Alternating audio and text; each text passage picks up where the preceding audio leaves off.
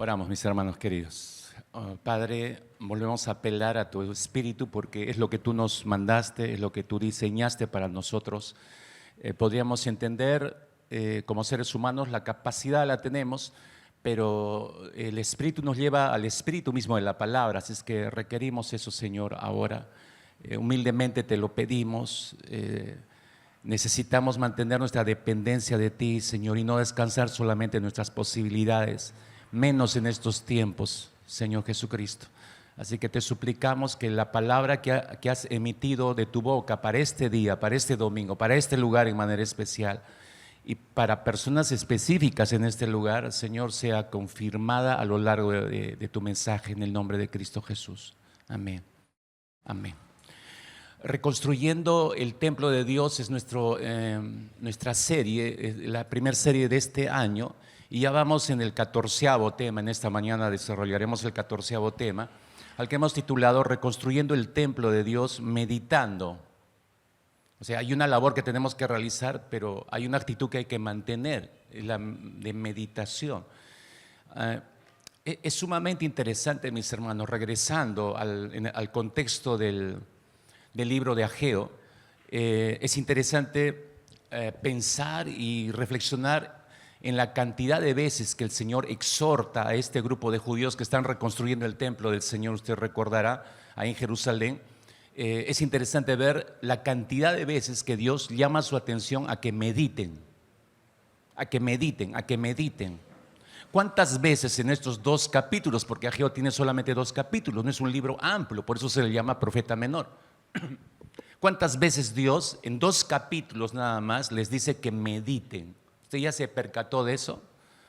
Ya estamos casi al final del 2.º capítulo. El libro de Ageo solamente tiene esos 2 capítulos, y en 2 capítulos hay 4 mensajes del Señor a este grupo de judíos que están reconstruyendo el templo. 4 mensajes de manera específica, es decir, 4 veces en que la palabra de Dios de manera específica viene este grupo de reconstructores.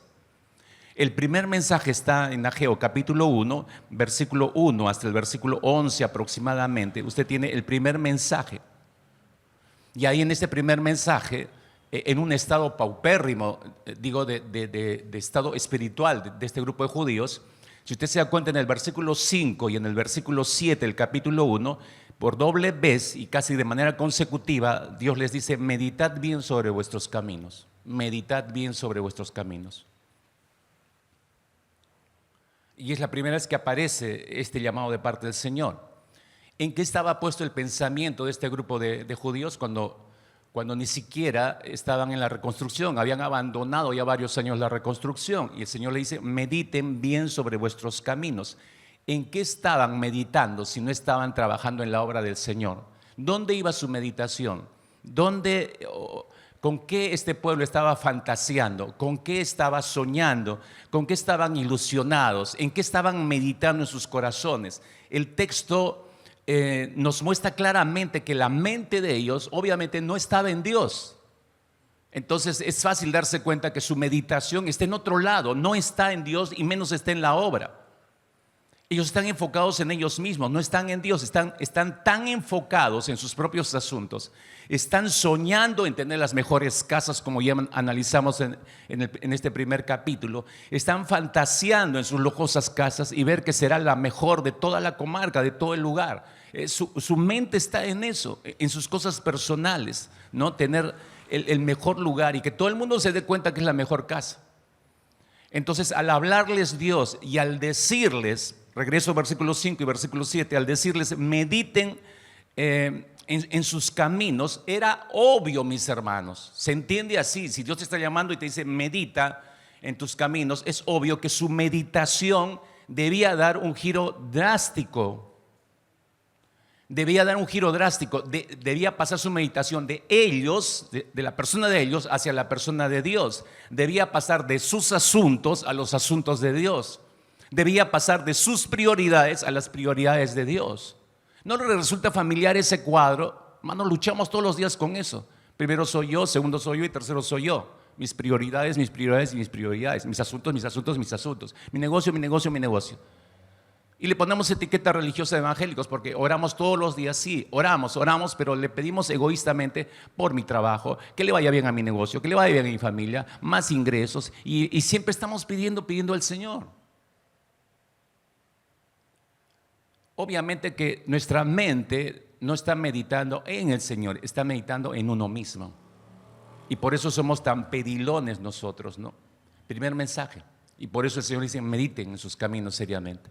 Segundo mensaje que Dios habla, capítulo 2, versículo 1 y 9. Entre el versículo 1 y 9 está el segundo mensaje Dios. Y cuando Él les vuelve a hablar, no utiliza la palabra meditar. Curiosamente en ese segundo mensaje,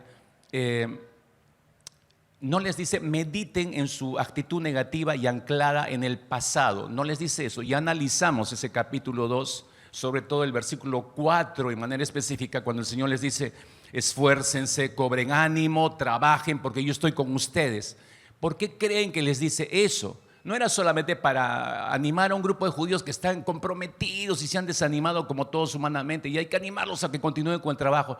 No era eso, hay una actitud interna al corazón y hemos analizado un poco más centradamente eso, no voy a regresar a ese tema. Están mostrando una actitud totalmente negativa en medio de la reconstrucción. ¿Dónde estaba la mente de esta gente mientras ya están reconstruyendo? Pero ¿dónde está la mente de esta gente? ¿En qué están pensando? ¿En qué están meditando mientras están reconstruyendo el templo del Señor? En ellos mismos. Sigue centrado su pensamiento en ellos mismos. Ese templo no les satisfacía a ellos. No les gustaba a ellos. O sea, acá el eje central de todos son los gustos de ellos, no es el gusto de Dios. Es el gusto de ellos, si usted se da cuenta. Entonces, por eso están anclados en el pasado. No, que cualquier cosa este templo, el de Salomón era mejor. No están pensando realmente en Dios, están pensando en sus propios intereses, en sus gustos. No me gusta a mí, en otras palabras. Pero ¿quién te ha dicho que se trata de ti? Se trata de Dios, de los gustos de Dios, de los deseos de Dios. Y otra vez regresamos a este punto. Hay un egocentrismo muy marcado, ¿no? No están pensando en complacer a Dios, sino en sus propias complacencias. Al decirles Dios, yo estoy con ustedes, en el versículo 4, capítulo 2, versículo 4, yo estoy con ustedes, cuando les dice eso, está atrayendo, si se dan cuenta, su pensamiento y su meditación dispersa en ellos mismos, los está atrayendo hacia su propia persona de Dios. Yo estoy con ustedes, es atraer tu atención hacia Dios. Ay, me olvidé, Señor. Y así va nuestra mente de dispersa. ¿Cuándo nos acordamos de Dios? ¿Acaso cuando no estamos en crisis? Cuando estamos ya así hasta el cuello y hemos echado todas nuestras opciones y la última nos queda Dios. Bueno, pues, ay, Diosito, que ayúdame, sácame de este lío. Nuestra mente está dispersa. Y la de este grupo de reconstructores igual, y Dios le dice, yo estoy con ustedes, mediten, pero mediten sus pensamientos, céntrenlos en mí, yo estoy con ustedes, llama su atención. El tercer mensaje está en el capítulo 2, a partir del versículo 10 hasta el versículo 19, nuevamente Dios vuelve a hablar a su pueblo. Al parecer, en el segundo mensaje hubo una breve corrección, un deseo de regresar en su mente a pensar en el Señor.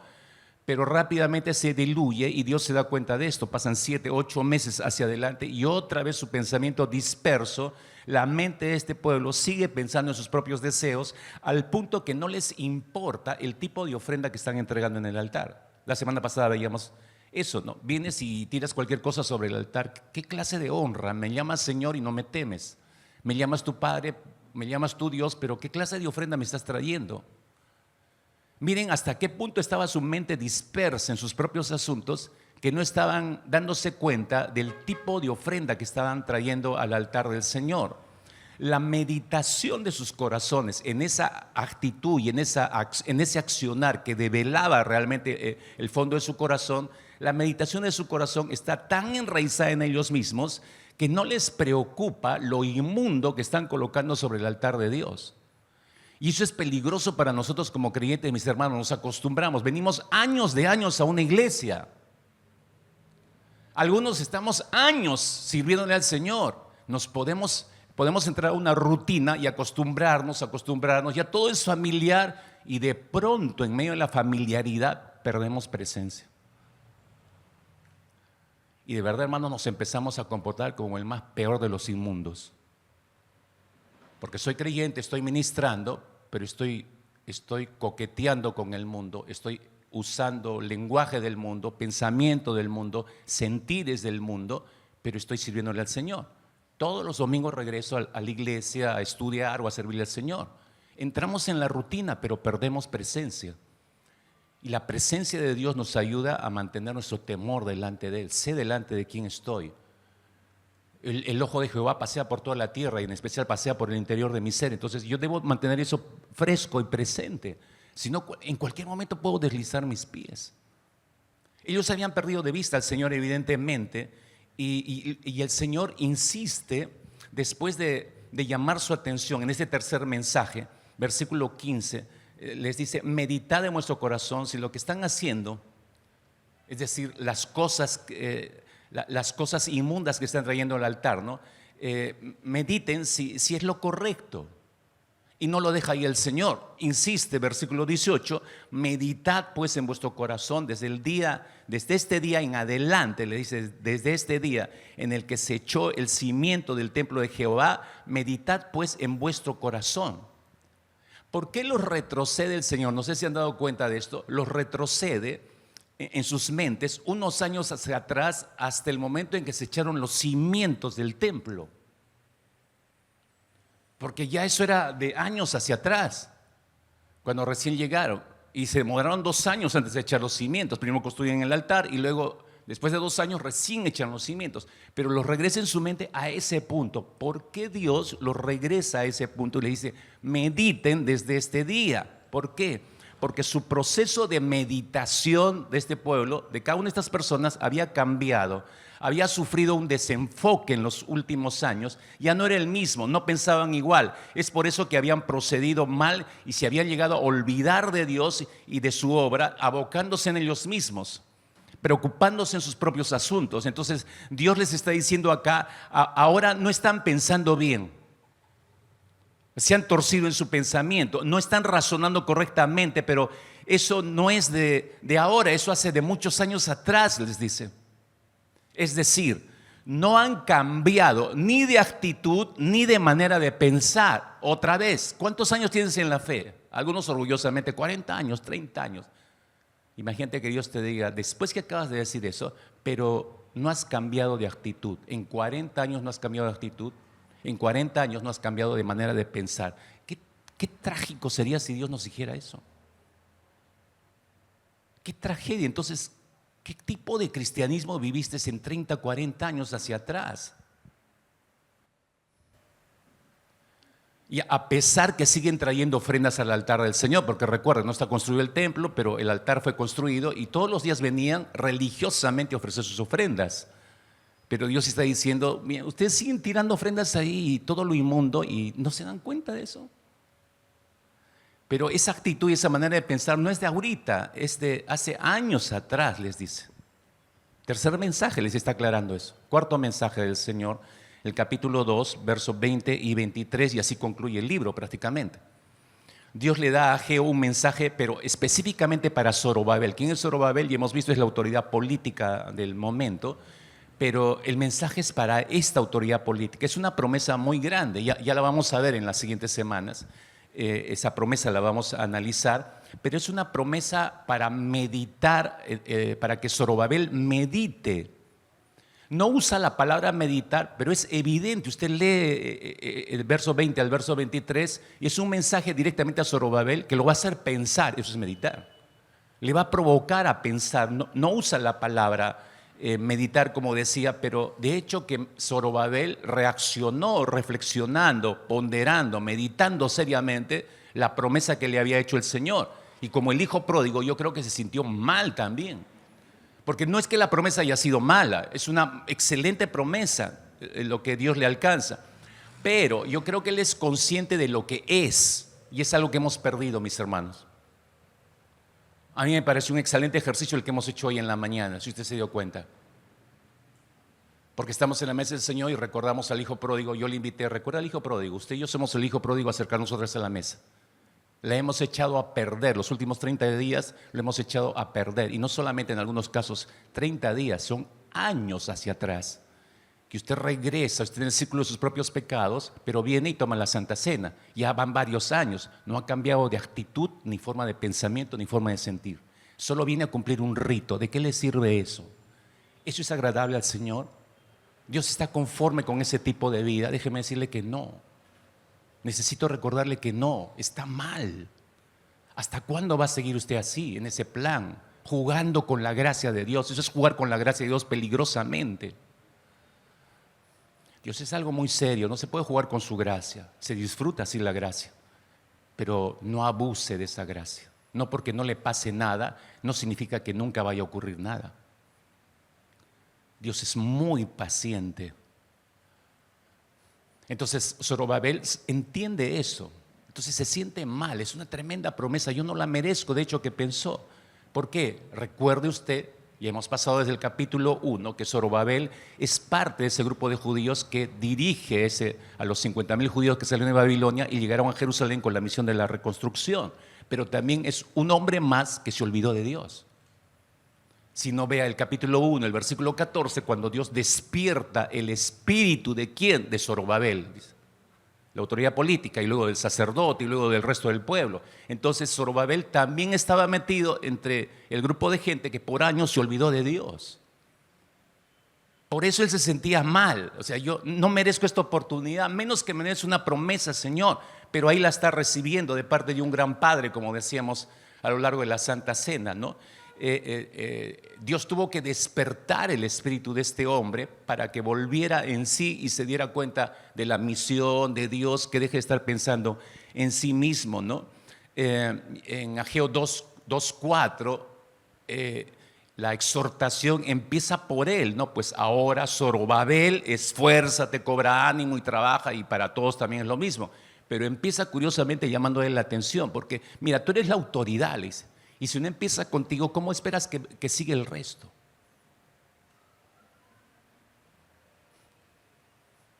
No va a ocurrir nada si tú no eres el ejemplo para los demás, está diciéndole el Señor. Ahora, a estas alturas, mis hermanos, ¿por qué insiste tanto Dios en que su pueblo medite sobre sus caminos? Porque lo que los hizo apartarse y olvidarse de Dios y abandonar la obra fue precisamente su forma de pensar, su forma de meditar los asuntos que estaban enfrentando en ese momento. Y cuando retoman el trabajo de la reconstrucción, están trabajando para el Señor, pero en sus mentes siguen meditando mal. Meditaban mal en el pasado y siguen meditando mal en el presente, a pesar que Dios los ha despertado. Y eso es interesante, hermanos. Tú puedes venir acá cabizbajo y preocupado, no sé si Dios, y de pronto te va ministrando las oraciones, la alabanza, la mesa del Señor, y sí soy el hijo pródigo, no, yo no voy a ganar el amor de Dios ya está para mí, yo no gano nada, Cristo lo ganó por mí, punto. Y entonces tengo la confianza de levantarme, participo en la cena, Señor, gracias por esta oportunidad, y salimos así reconfortados. Pero a pesar de haber recibido eso de parte de Dios, mire cómo es nuestra naturaleza. Nuestra meditación puede ser profunda en la mesa del Señor esta mañana, pero luego saliendo de acá su mente regresa al hábito de sus meditaciones. Apenas cruce esa puerta, otra vez, negocio, mi negocio, mi negocio, mi negocio, mi negocio. O mis hijos, ay, la deuda, y las mismas preocupaciones. Entonces, ¿qué te sirve estar acá y recibir toda esa gracia de parte de Dios? No hay un cambio de pensamiento, ¿me entiende? Estamos meditando en lo mismo. Eso es una luz roja. Algo pasa en tu mente entonces. Algo está ocurriendo en tu mente. Si no hay un cambio de conducta, una transformación de vida con cosas impactantes que Dios te da, entonces no tiene sentido. Hay un problema en tu mente, y un problema severo, grave. Y este es el punto en esta mañana, mis hermanos. Esta es la lección para nosotros en este día. Este es el punto de reflexión para la iglesia, que nosotros podemos estar reconstruyendo el templo del Espíritu Santo, pero meditando de manera errada. Estoy trabajando para el Señor, vengo cada domingo, pero mi pensamiento es errado. Podemos estar reconstruyendo el templo del Espíritu Santo y estar pensando en miles de cosas en nuestra mente que no tienen nada que ver en absoluto con lo que yo estoy levantando para el Señor. Es increíble esa incongruencia que hay en nuestras vidas. Servir, trabajar al Señor, asistir. Entonces la única conclusión primera que uno llega es que solo cambiaste de religión, nada más que cambiaste de religión, pero sigue siendo la misma persona. Y la religión no salva a nadie, ni transforma la vida de nadie, hermanos. Podemos estar reconstruyendo el templo del Espíritu Santo, pero mi mente, en lugar de estar conectada íntimamente con la mente de Cristo Jesús y gozándome en todos sus pensamientos, porque la Biblia dice que todos los pensamientos de Dios son pensamientos de bien para mí, puedo yo estar pensando en mis casas artesonadas. Quiero decir con esto mis intereses personales. Puedo estar meditando en mi mente, en mis desánimos, en mis desalientos. Mis emociones siguen en gobierno de mí. Puedo estar pensando, meditando en mi propia forma de presentar mis ofrendas a Dios. Puedo estar manipulando mi teología personal, no bíblica, es mi teología personal de cómo presentar ofrendas al Señor, pensando en cualquier cosa y de cualquier manera. Lo que yo pongo en el altar, bueno, ya se lo di al Señor y Él lo va a recibir. No, déjame recordarte, mi querido Caín, que así no es. Así no funciona delante de Dios. Él está viendo nuestro corazón. Lo que estás colocando en el altar tiene que ser congruente con el estado de tu alma, de tu espíritu y de tu vida en manera integral.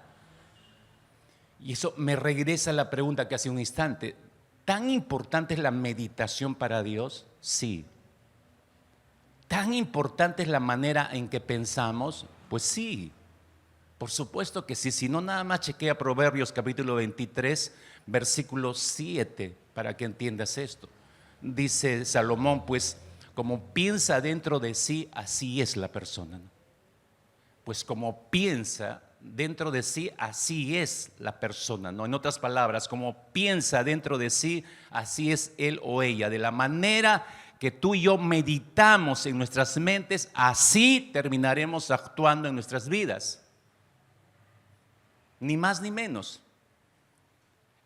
Mis hermanos, es el punto en esta mañana, amada iglesia. Esta es la lección para todos nosotros en esta mañana, que podemos, al igual que este grupo de judíos que están reconstruyendo el templo del Señor, podemos estar reconstruyendo el templo del Espíritu Santo, en nuestro caso, pero estar meditando, estar pensando, estar reflexionando, estar ponderando en nuestra mente en cosas totalmente contrarias a la voluntad de Dios o a la mente de Dios. Es posible eso, hermanos. De hecho que es posible. Podemos estar reconstruyendo el templo del Espíritu Santo, no gozándonos en los pensamientos de Dios, como les decía, que son buenos. Podemos estar reconstruyendo el templo del Espíritu Santo sin necesariamente pensar, como dice el apóstol Pablo en Romanos 12, en la buena y perfecta voluntad de Dios. No me preocupo por ubicar la buena y perfecta voluntad de Dios. ¿Y por qué no me preocupo por ubicarla? Porque ya tengo yo mi propia voluntad. Yo ya tengo mi vida trazada. Yo me sigo comportando como me estoy comportando. No me afecta por eso en nada la palabra. Y acá hay un doble problema que voy a ir comentando, pero en nuestra mente podemos estar levantando el templo del Espíritu del Señor, reconstruyéndolo, pero estar pensando cualquier cosa que no tenga que ver nada con la voluntad del Señor. Pregunto, ¿esta es la manera de reconstruir el templo del Espíritu Santo? ¿La respuesta cuál es? No. ¿Es esta la meditación correcta mientras trabajamos para el Señor? Y cuando hago esta pregunta, usted por favor anote bien esta pregunta, porque alguno dirá, no sabía eso, porque si yo voy a vivir la vida cristiana, si estoy sirviendo al Señor, ¿hay una manera en que tengo que pensar? Por supuesto que hay una manera que tienes que pensar. No es que tu pensamiento está libre mientras haces cosas para Dios. No, hace un instante te decía, tu pensamiento debe guardar concordancia con tu forma de vida y con lo que haces. Tu pensamiento debe guardar concordancia con lo que vienes y presentas en el altar. Dile a que está a tu costado, ¿entiendes, Caín? Dile, ¿entiendes o no entiendes? O sea, cambio de actitud, ¿no? ¿Qué es la meditación, mis hermanos? ¿Qué es la meditación? Necesito empezar respondiendo primero esta pregunta rápidamente, ya que existen hoy en día, y usted lo sabe mejor que yo, una serie de prácticas extrañas realmente. Yo me quedo boquiabierta cuando Ya uno le entiende a los incrédulos, pero cuando un creyente se sienta contigo y te dice que está practicando esto, y yo me falta quijada, ¿no? Porque no lo puedo creer. O sea, tú has conocido la palabra, tú has experimentado la gracia de Dios, ¿cómo puedes estar practicando esto? No lo entiendo, ¿no? Prácticas extrañas, conceptos extraños acerca de la meditación. Pero todos ellos, esos conceptos extraños, extrabíblicos, te ofrecen resultados perfectos, obviamente. Si no, no serían atractivos. Te ofrecen resultados perfectos que van a beneficiar tu alma, que te van a ayudar a encontrar la verdadera paz. Ese es el fin último. ¿Y quién no quiere paz en este mundo desesperado? Todos buscan paz. Te ofrecen una paz duradera y hasta te ofrecen sanidad y la tranquilidad a tu atormentada mente. Entonces es el anzuelo, te agarraron. Técnicas que te ofrecen, que van desde recomendarte que vayas a meditar a la punta de los Himalayas. Y no sé dónde voy a sacar plata para irme hasta los Himalayas, pero no, si ahí está la meditación que me va a dar paz, no sé, aunque sea a dedo, no sé, a pie, no sé qué iré, no, pero me voy. Mordió el anzuelo, ¿no? Ofrecimientos de ese tipo, hasta recomendarte que vayas un par de días, anda a meditar a Marcahuasi. Y si es posible, tienes tu encuentro cercano del tercer tipo, mejor todavía. La meditación resultó, vas a tener paz. Hasta recomendarte terapia de meditación con cuencos tibetanos o cuencos de cuarzo y no sé qué 8 cuartos más de materiales.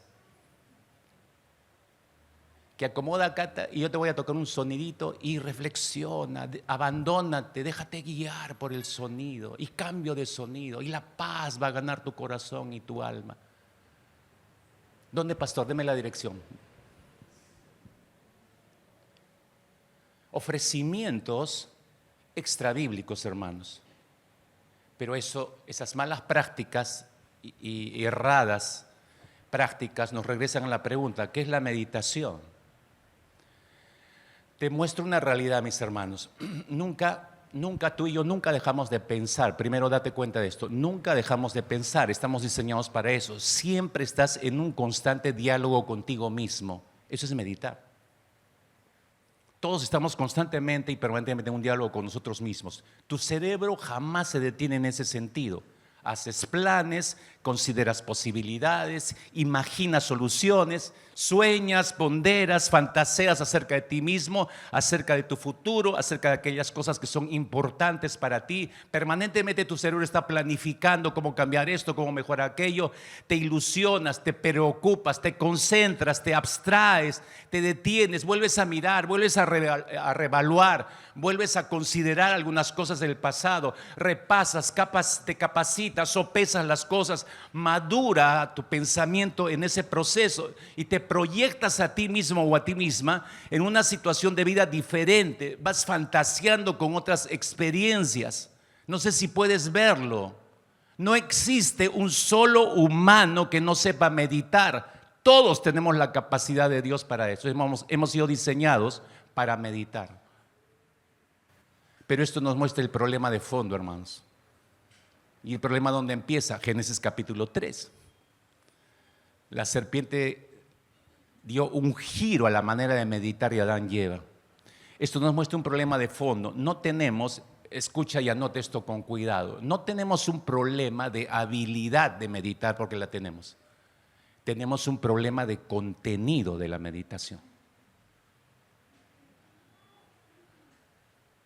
Esta es una piedra angular, mis hermanos, que tienes que considerarla seriamente. Sabemos perfectamente cómo meditar, tenemos la habilidad, pero no sabemos meditar en aquello, o mejor dicho, en aquel que sería la aseveración correcta. No sabemos meditar en aquel que merece la pena, y ese es un problema de contenido. Basta que revises Filipenses capítulo 4, versículo 8, y ahí tienes la delineada manera donde debes guiar tu pensamiento por revelación divina. Es decir, es la voluntad de Dios. Él sabe por qué dice que debe ir en esa dirección nuestro pensamiento. todo lo que es verdadero, todo lo honesto, todo lo justo, todo lo puro, todo lo amable, todo lo que es de buen nombre, si hay virtud alguna, si algo digno de alabanza, en esto pensad. No te está diciendo, por favor, piensa en esto. Te está mandando algo Dios. Porque Él sabe que nuestro pensamiento se dispersa rápidamente, es nuestra naturaleza. O sea, tienes que obligar, y por eso Pablo dice que llevemos cautivo todo pensamiento a Cristo para pensar de esta manera. No está en nuestras posibilidades, necesitamos ayuda sobrenatural. Mira, para que entiendas mejor esto, piensa por unos instantes. Quiero ilustrarlo de una manera práctica.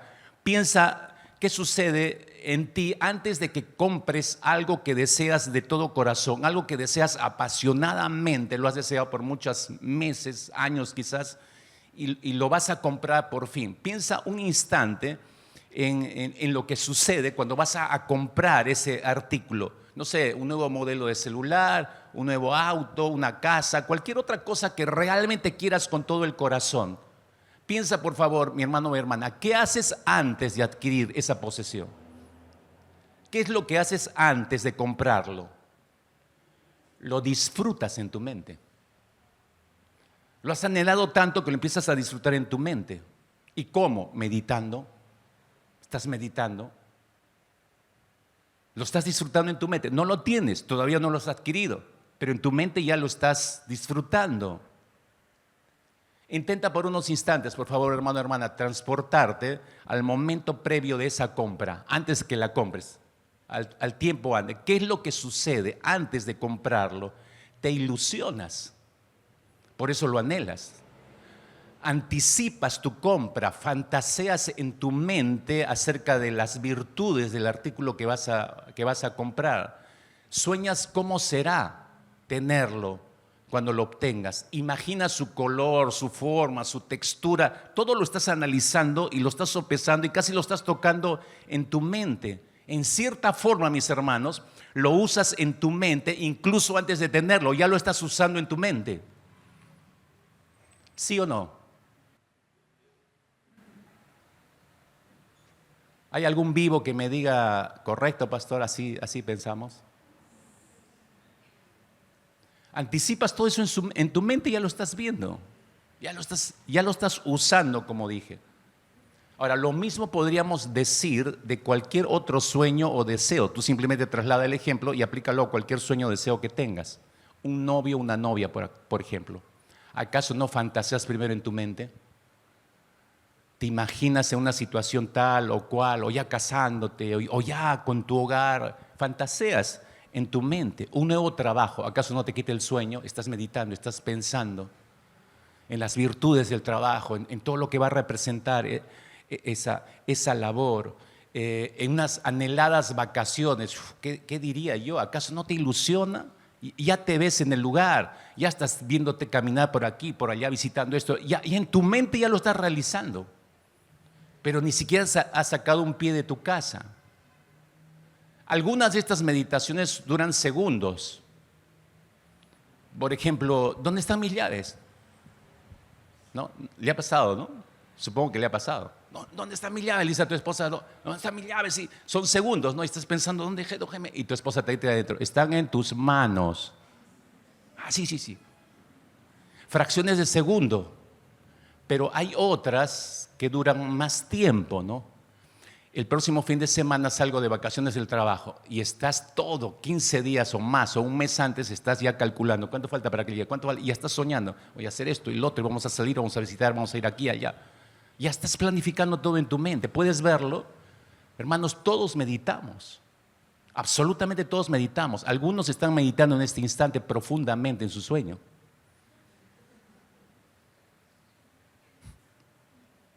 Todos meditamos. La cuestión, anota, la cuestión es considerar qué ocupa tu mente, cuál es el enfoque de tu meditación. ¿Dónde está enfocada tu meditación? Ese es el punto, o mejor dicho, ¿quién ocupa tu mente? Déjame hacerte esta pregunta. ¿Quién ocupa tu mente? ¿Quién es el objeto de tus pensamientos en el momento que estás meditando? Si pensamos en el grupo de judíos de Ageo, te darás cuenta que ellos están reconstruyendo el templo, sí, pero te percatas que ellos están meditando, mientras están reconstruyendo el templo para Dios, el templo de Dios, ellos están pensando en otra cosa, están meditando en otra cosa. Cuando echaron los cimientos del templo al inicio, según el registro de Esdras 3, es interesante, fíjate en Esdras capítulo 3, versículo 10, 11, es el momento que echan los cimientos. La primera vez en el templo, este mismo grupo de judíos que está comentando Ageo que tienen un problema en su mente de meditación, ¿no? Pero cuando echaron el cimiento, date cuenta de lo siguiente, dice: cuando los albañiles del templo de Jehová echaban los cimientos, pusieron a los sacerdotes vestidos de sus ropas y con trompetas, y a los levitas, hijos de Asaf, con címbalos, para que alabasen a Jehová según la ordenanza de David, rey de Israel. Y cantaban alabando y dando gracias a Dios y diciendo: porque Él es bueno, porque para siempre su misericordia sobre Israel. Y todo el pueblo aclamaba con gran júbilo, alabando a Jehová, porque se echaban los cimientos de la casa de Jehová. No es difícil darse cuenta. ¿Dónde estaba puesta su mente este grupo de judíos cuando echaban los cimientos? En el Señor. Y está en el Señor porque claramente te muestra el texto. Están pensando en adorarle a Dios. Le están exaltando a Él. Tú ves luego hacia adelante y ya no se ve eso. Han tomado la reconstrucción, en Ageo capítulo 2, han empezado la reconstrucción, pero no hay adoración a Dios, no están pensando en Dios. El objeto de su meditación ha cambiado. Es evidente que el objeto de su meditación era el Señor, pero en el tiempo cambió su objetivo y terminaron meditando quién podía tener la mejor casa entre ellos. Y ahí empezó la competencia, de tal manera que fueron disfrutando más el embellecimiento de su propia casa que su relación con el Señor. Empezaron a disfrutar más y más la obra de sus manos que disfrutar acerca de la obra del Señor. Entonces, si tú te das cuenta rápidamente en el texto, este grupo de judíos sí tenía la habilidad de meditar, como tú y yo. Sí la tenían, pero su problema era con el contenido de su meditación. ¿Me captan, hermanos? ¿Están ahí? O sea, podían meditar, pero el contenido era el problema, ya que todos sus pensamientos estaban dirigidos no a Dios, sino que estaban dirigidos hacia ellos mismos. No a la misión de Dios, sino a su propia misión. No a los intereses de Dios, sino a sus propios intereses. Tener la mejor casa. ¿Qué es meditar, mis hermanos? Dicho de manera simple, meditar es reflexionar, aprende. Meditar es reflexionar intencionalmente en algo que disfrutas y que es valioso para ti. Eso es meditar. Reflexionar intencionalmente en algo que disfrutas y que es valioso para ti. Déjame darte un ejemplo. Y creo que acá la mayoría de hombres, si no todos me van a dar la razón. En su mayoría los hombres, y me incluyo yo entre ellos, no estamos nosotros soñando con ir a una sesión de manicura. No nos interesa para nada a los hombres. Lo máximo que yo sé, me crecen las uñas, simplemente las corto y ya, se acabó. Pero no, para las damas es diferente, o para un gran grupo de las damas, ¿no es cierto? Es de un gran valor. Es asistir a una manicura para un grupo de damas, es el cielo en la tierra. Estaba en un bus público y subió una pareja de jovencitos y se sentó delante de mí. Entonces ella le empieza a decir, evidentemente a su novio, le dice: oye amor, mira, le enseña sus uñas, ¿no? Y dice: ¿te gustan mis gatitos? Y si usted viera la cara del chico, estaba intentando, hacía su mejor esfuerzo mental para encontrar los gatos en las benditas uñas. Y yo, chismoso de curioso, acerco mi cabeza también para ver las uñas y tomé mis segundos para descubrir dónde están los gatos en esas uñas, ¿no? Porque usted ha visto todo lo que se hace, ¿no? Es increíble. Y uno dice: ¿cuántas horas empleaste en eso? Eso no fue en 5 minutos. Es un rito. Es un rito. Entonces es importante para un grupo de mujeres. Y para ir a esa sesión anticipan ese momento con entusiasmo. lo esperan con expectación. A nosotros los hombres, como les digo, me corto y se acabó, punto, no me interesa. Pero hay un anticipo en muchas damas, se ilusionan con el resultado antes, durante y después.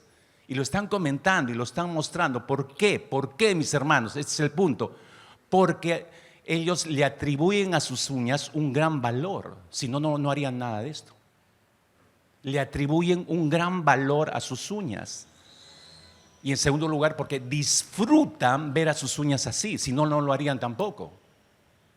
Entonces, hay una valoración de sus uñas y hay un disfrute de tener a sus uñas en ese estado, con esos dibujos. ¿Por qué, mis hermanos? Porque aman sus uñas. Ese es el fondo, aman sus uñas. La meditación, mis hermanos, juega con lo que considera valioso. La meditación disfruta de reflexionar en aquello que le causa placer. Dedica tiempo a regodearse y fantasear en aquello que ama en lo profundo de su ser. Eso es meditar. Y pregunto en base a esta definición, mis hermanos, escúchame, ¿tiene Cristo esta clase de espacio en tus pensamientos? ¿Es tan importante para ti como tus uñas una sesión a solas con Cristo Jesús? ¿Tiene Cristo esta clase de espacio en tus pensamientos? ¿Cautiva a Dios tu mente de esta manera? ¿Cuál es el valor real, mis hermanos? ¿Cuál es el valor real que Él tiene en tu corazón, que Cristo tiene en tu corazón? Es más, te causa, cuando miras la cruz, te causa esperanza. El meditar en la cruz de Cristo te afecta, te alegra, te llena de gozo, te trae consuelo genuino. Produce todo eso. Y a tal punto que deseas regresar una y otra vez a la cruz para poder observar y deleitarte en todo lo que ha producido ese gozo en tu corazón. Te deleitas meditando en las posibilidades de transformarte en un hombre o una mujer, tal cual dice Salmo 1, versículo 1 y 2. Fantaseas, te ilusionas con eso, queriendo ser ese tipo de persona. Cuán bienaventurado, dice el Salmo 1, es el hombre o mujer, se entiende, que no ande en el consejo de los impíos, ni se detiene en el camino de los pecadores, ni se siente en silla de los escarnecedores, sino que en la ley del Señor está su deleite y en su ley medita día y noche. Fíjate cómo relaciona Dios deleite con meditación. Sueñas en tu mente, empleas horas así como estás con tus uñas o con tu PlayStation como loco ahí. Que ya deja eso, un ratito más, que ya tienes 40 años, por Dios. ¿Te deleitas así en la meditación de la ley de Dios? ¿Te das cuenta qué contrastes tan marcados entre nuestra forma de meditar que no se ajusta a esta medida? Repito, meditar es reflexionar intencionalmente en algo que disfrutas y que es valioso para ti. Entonces, vamos dándonos cuenta con esto, mis queridos hermanos, por qué el Señor le dijo una y otra vez a este pueblo: meditad en vuestros corazones, meditad en vuestros corazones, porque no estaban meditando correctamente. Dios los estaba regresando a un tipo de meditación que no era precisamente el Señor. ¿Por qué? Porque hay dos problemas, hermanos. Hay dos problemas que nos permiten ver las actitudes de este grupo de reconstructores. No pretendo en los últimos minutos que me queda ver los dos problemas, pero déjame comentarte uno al menos para que te vayas reflexionando en esto realmente. Hay dos problemas que muestran esta mala meditación de este grupo de judíos y es igual a la nuestra. El primer problema es un problema de alimentación y el segundo problema es un problema de valoración. Déjeme hablarte solamente del problema de alimentación. ¿Por qué es que Dios les habla a ellos, a este pueblo de Ageo? Les habla y ellos le están oyendo a Dios y es como, te has dado ya cuenta, como que si ellos le entrara por acá, como decimos, si les sale por acá. ¿Por qué? Yo estaba pensando en esto, ¿por qué no le sacan provecho de lo que están oyéndole decir a Dios? Pero tú no ves que saquen provecho a la palabra del Señor, porque siguen desanimados, siguen trayendo cosas inmundas al altar, lo siguen ofendiendo a Dios. Es como si la palabra de Dios no tuviera ningún efecto sobre sus mentes y corazones, porque ellos siguen comportándose igual. Están escuchando la palabra, pero se siguen comportando igual. Como pastor me he sentado muchísimas veces, hermanos, no exagero, y escucho de una u otra manera, pero es casi el mismo argumento, de gente que me dice: pastor, leo la Biblia todos los días. Leo mi Biblia todas las mañanas, las tardes o las noches, las leo todos los días. Y me preguntan: ¿por qué es que siento que Dios está ausente? ¿Por qué no? ¿Por qué soy incapaz de aprovechar mi lectura bíblica? Yo leo, pero no entiendo nada. Leo y me voy a hacer mis cosas y no he entendido nada, no he comprendido mucho, me dicen. Constantemente escucho eso. Déjame responder primeramente con una ilustración rápidamente. Suponte que quieres adelgazar. ¿Qué es lo que haces? Contratas un entrenador y vas a su gimnasio, te da un régimen y empiezas a trabajar. Dice: haga esto, el otro, y empiezas así, disciplinadamente, todos los días empiezas. Haces ejercicio, todo lo que te dice, todo. Pasan 2 meses, buscas a tu entrenador y dices: ¿sabes qué? Voy a dejar de hacer todo esto que me estás diciendo. ¿Por qué? Te dice: porque no está dando resultado, le dices. No está dando resultado, porque mira, no veo que haya ningún cambio en mi cuerpo. Es más, me pesé esta mañana y he subido algunos kilos más. Y el entrenador te mira y te dice: qué raro, no puede ser posible, ya estás tú más de 2 meses con el entrenamiento. ¿Qué estás comiendo?, te pregunta. Y tú le dices: ¿comiendo? ¿Qué tiene que ver la comida con lo que estoy haciendo? No, ¿qué estás comiendo?, te vuelve a preguntar el entrenador. Y tú le respondes: bueno, yo no he hecho ningún cambio, mi alimentación sigue siendo la misma. Helados, pizza, chocolate, hamburguesas, Kentucky Fried Chicken. Hermanos, no necesito explicarle. ¿Quién va a adelgazar así? Nadie. Por más que vaya al gimnasio, nadie. Una persona con esa clase de dieta jamás va a perder peso, incluso así vaya al gimnasio todos los días. Claro que no. ¿Por qué? Anota. El problema aquí no es la disciplina, porque la disciplina la logró hacer, todos los días va al entrenamiento, todos los días va al gimnasio, ha conseguido hacer disciplina. El problema, repito, no es con la disciplina, el problema es la alimentación. El problema es con su alimentación. Una cosa es incompatible con la otra, ese es el problema de fondo. Esta es la aplicación para nosotros, mis hermanos. A veces nosotros nos preguntamos: ¿por qué Dios no me habla hoy? ¿Por qué no le puedo escuchar? Leo y no le entiendo nada. ¿Sirve algo, como me han preguntado alguna vez, sirve algo leer, pastor, la Biblia todos los días? ¿Hay algún efecto? Porque yo no lo veo, leo y no entiendo mucho, ¿no? Y es que el dilema en estas personas, que puede ser tu problema, el dilema está mal orientado. Por favor, yo te pido, anota esto y reflexiónalo, revísalo, reléelo, por favor, porque acá está tu problema. La cuestión no es la disciplina de leer la Biblia diariamente y ver si funciona o no. Ese no es el problema. La cuestión es si me estoy alimentando de algo que está neutralizando el efecto que debe tener la palabra de Dios que estoy leyendo. Ese es el punto que debes analizar. Porque si ya tienes la disciplina, y alguno me sorprende la disciplina, ¿no? Como yo he contado en otras oportunidades, un hombre que ya no está aquí, ya está en la presencia del Señor, me decía: pastor, yo leo todos los días, leo 10 capítulos de la Biblia. Wow, yo decía: yo ni siquiera yo.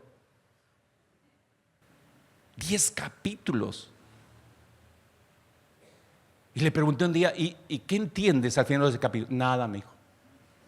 Así todo lechuga. Pues nada, pastor. ¿Y para qué lees 10 capítulos si no entiendes nada, no? No sé, pastor, porque tengo que terminar pues la Biblia en un año. Ya. Eso es interesante. Algunos tienen su programa de tengo que terminar. ¿A costo de qué? ¿De que no entiendas nada? No, hermanos. Le dije: mira, ¿sabes qué? Lee todos los días un solo versículo. Un solo versículo. Y todo el día reflexiona y medita en ese solo versículo. Hermanos, te repito, la cuestión no es la disciplina de leer la Biblia diariamente y ver si funciona o no. La cuestión es si me estoy alimentando de algo que está neutralizando el efecto que debe tener la palabra de Dios que estoy leyendo todos los días. ¿Te parece, hermano, hermana, te parece realista consumir ídolos? Escúchame con cuidado, consumir ídolos. Y cuando digo consumir ídolos, es todo aquello que amas a la par que a Cristo Jesús. Todo eso es un ídolo. Por más que niegues, tienes tus ídolos. Te aseguro que tienes tus ídolos. Por eso te pregunto, ¿te parece realista consumir ídolos de una forma descontrolada y pretender escuchar la voz de Cristo Jesús? ¿Te crees que es es congruente si tú lees la Biblia todos los días por 10 minutos y luego dedicas 3 horas al PlayStation, o a tu novela, o a tus programas favoritos, o a ir a jugar tu fulbito con tus amigos, o a tu trabajo, ya, algo loable. No, pero estoy trabajando. Los adictos al trabajo me refiero. ¿Te parece loable que o cómo puedes pretender escuchar la voz del Señor o entender lo que te está diciendo si tú, después de dedicar 10 minutos al Señor leyendo la Biblia, las siguientes horas, 2, 3, 4 horas del resto del día, la dedicas a tu verdadero deleite? Lees la Biblia porque eres evangélico, es religioso, es tu rutina, pero no te deleitas. El resto del día sí lo dedicas a cosas que te deleiten en verdad. Entonces dejas de leer tus 10 minutos y luego empleas 2, 3 horas en el Instagram, en el Face, en el TikTok, ¿no?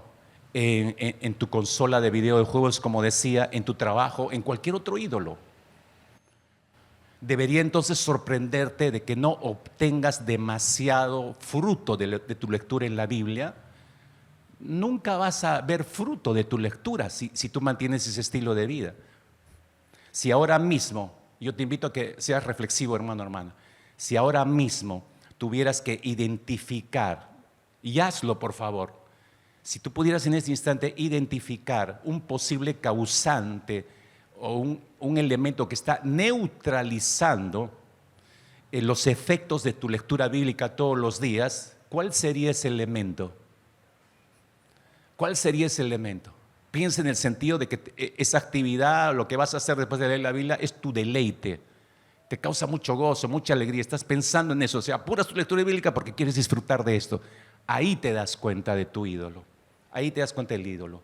Jesús dijo en Mateo capítulo 5, versículo 8, bienaventurados los de limpio corazón, pues ellos, y solamente en ellos había que enfatizar eso, solamente ellos verán a Dios.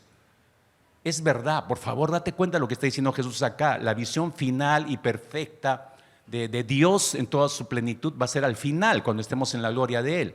Pero estos versículos nos muestran que podemos aquí en la tierra, podemos tener un anticipo de esas visiones gloriosas de Dios. Aquí en la tierra será mucho más excelente allá en el Señor. Pero aquí hay cosas que Dios nos puede anticipar, una visión aquí en la tierra de esa gloriosa presencia o actividad de Dios. Un segundo texto que te muestra esto, 1 Corintios 2:9, Pablo dice, como está escrito, cosas que ojo no vio, ni oído oyó, ni han entrado en el corazón del hombre, son las cosas que Dios ha preparado para los que le aman. Mira, por favor, recuerda, este pasaje no está hablando del cielo, ojo. Habla de la revelación que Dios ha prometido a aquellos que se dejan controlar por el Espíritu de Dios. Te dejas controlar por el Espíritu Santo, entonces Dios está prometiendo esto.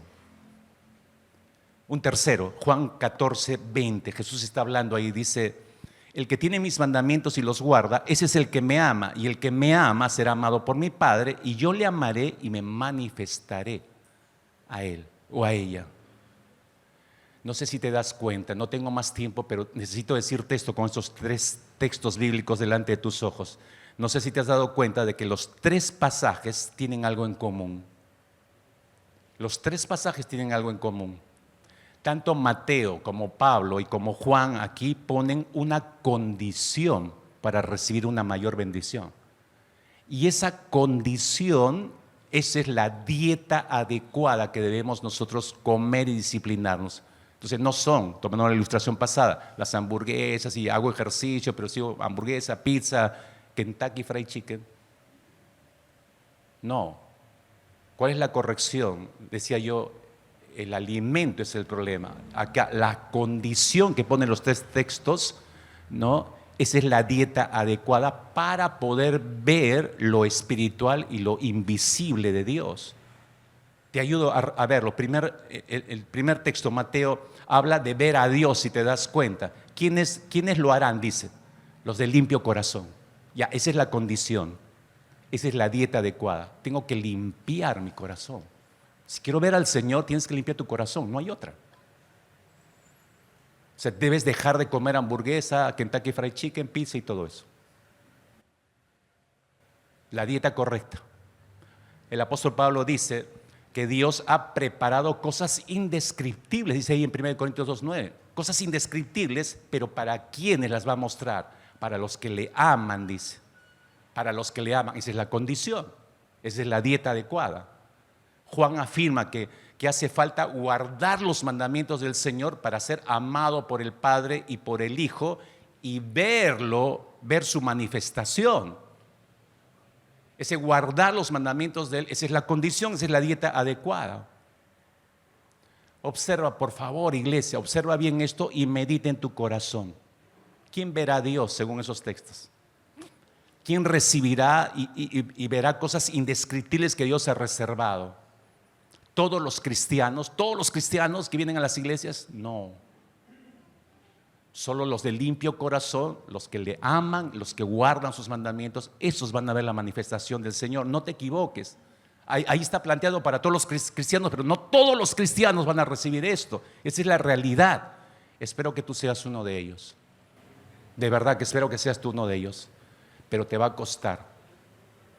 Porque para ver al Señor tienes que renunciar a cientos de ídolos que tienes en tu corazón. Cierra tus ojos, vamos a orar. No hay más que decir.